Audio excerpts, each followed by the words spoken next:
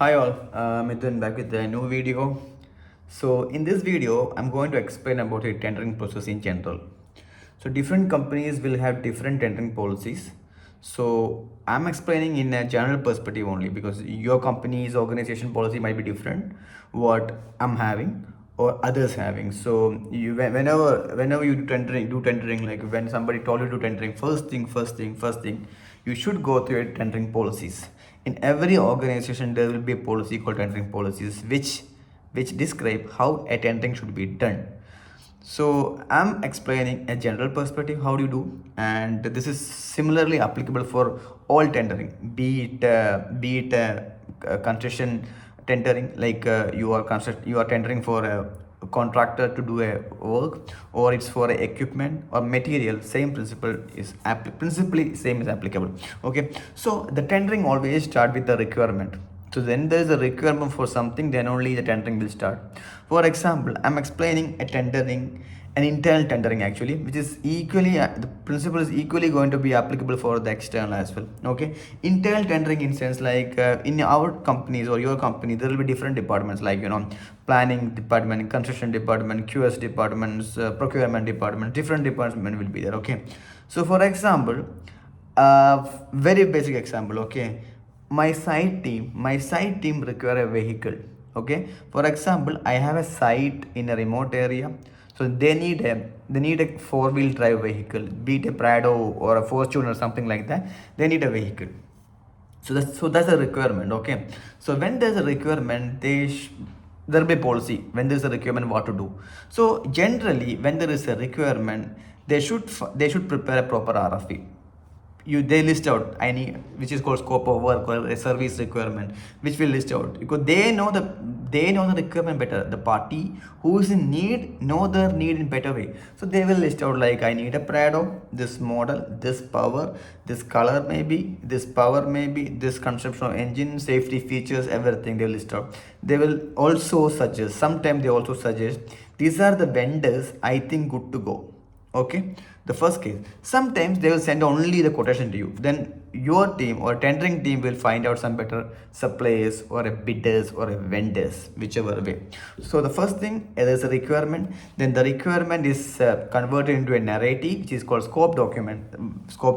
In our case, the scope document is like a requirement is a Fortuner or a Prado or a four-wheel drive vehicle for the site team or project team. Okay, so I got the requirement from my project team, so they give me some bidder list also, and they send to me. Okay, so first thing what should I do is like, okay, I read the requirement, I just get concurrence from different department because before proceed I should know like there's a budget for it. So I will check with budget department, or sometimes this budget team will check with budget department and get concurrence finally.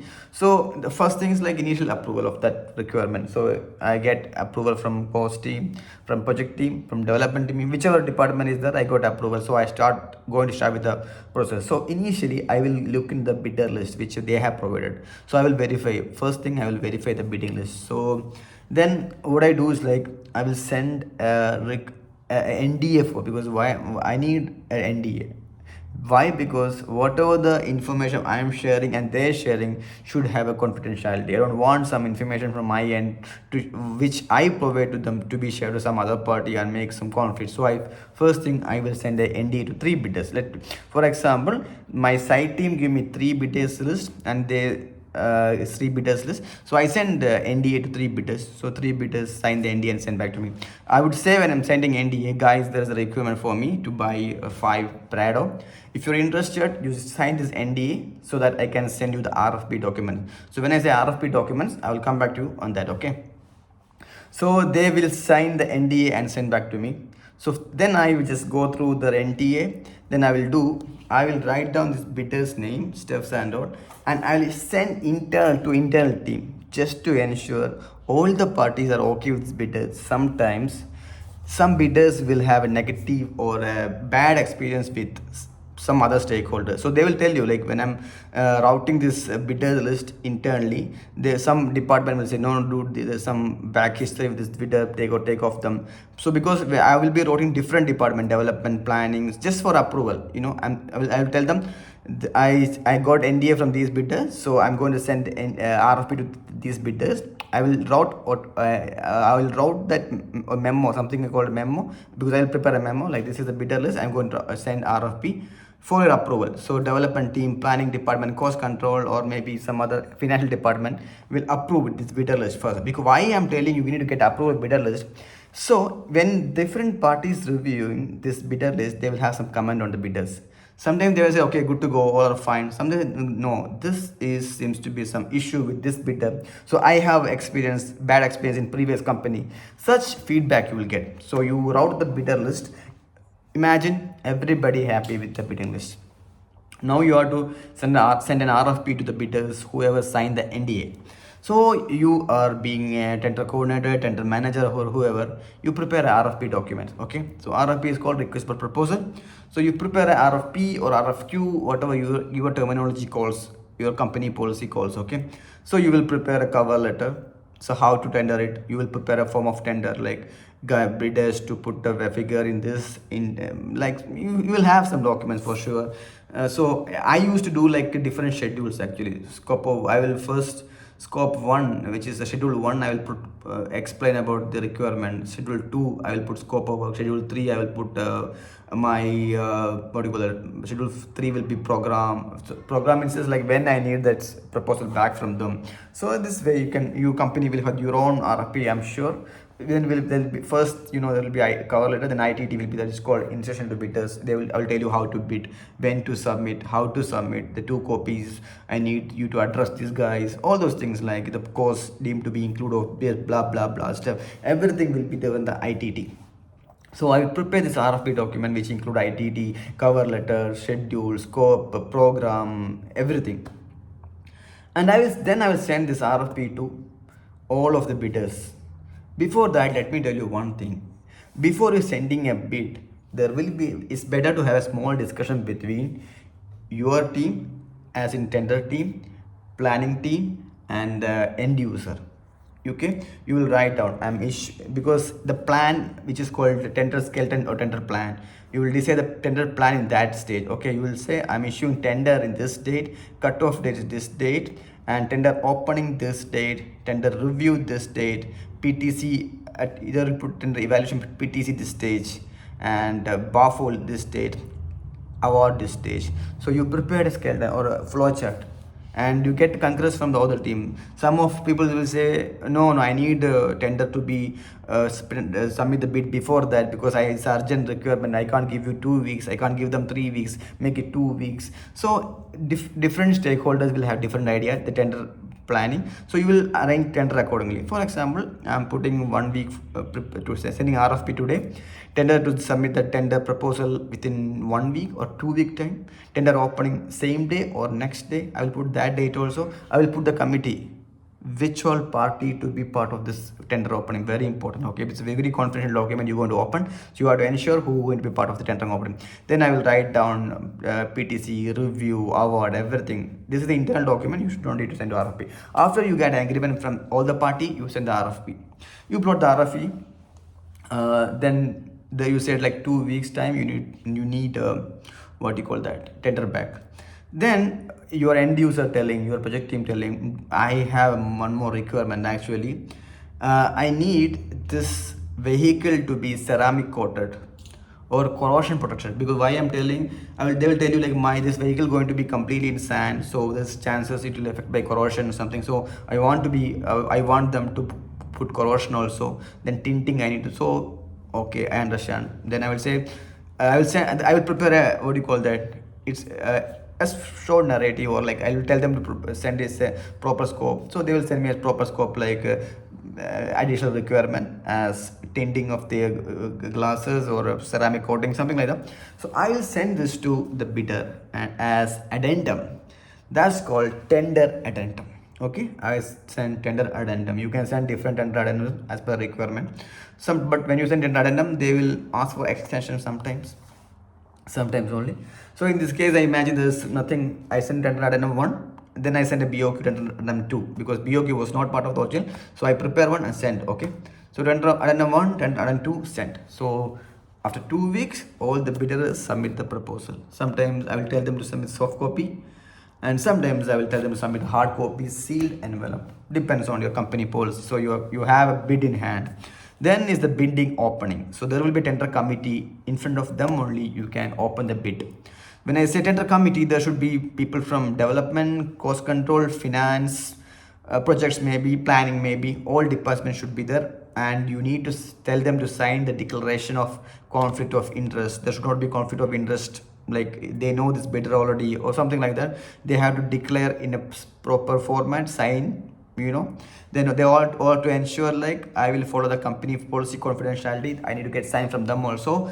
When I say I, means the tendering team. Okay, so I get this document, I open the tender, I write down, I open, this will be a format for tender opening, like tender title will be there, tender name will be there, bidders list will be there, date, time, date, attendees list will be. So I open the tender, I write down first bidder quoted 2 million, second bidder quoted 5 million, third bidder quoted some 4 million. Okay, I just open, write down, then I tell everybody to sign the tender report or tender opening form.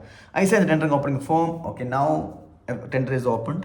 So now this is a review of the document. So I will technical documents will be there, because they might have sent all the technical specification of the of this vehicle, some things and all, which I will send to the end user. I will tell guys reviewed. I will not send them a commercial proposal. Okay, commercial proposal I will send if I am right to review that. I will do it myself, or I will send the cost department. I will say guys review it please for me, because you guys know better, you reviewed. And technical by the end user. So I will send end user technical documents and the cost, what do you call it, a cost team to commercial proposal. So they will review and provide me a feedback. Some commercial team will say this is high, this is high. Technical team will say I don't need this or I need extra. So I will write down everything in a format which called PTC, post and the clarification. I will write 1, 2, 3, 4, 5, 6 and send them to the all bidders. Like I will not send to all bidders. Whichever bidder has this exclusion, only those bidders I will send. For example, bidder 1 is not considered the registration, bidder 2 not consider registration, but something else is not considered. Whichever missing, only those point only I will send to them. And I will tell them guys send the PTC. And I will tell sometimes your bid, this item seems to be extremely high, reduce it. So it's like I will pick item, because I can review one by one. I will have comment from cost department, so I will send a PTC. Sometimes I will send guys and a BAFO also.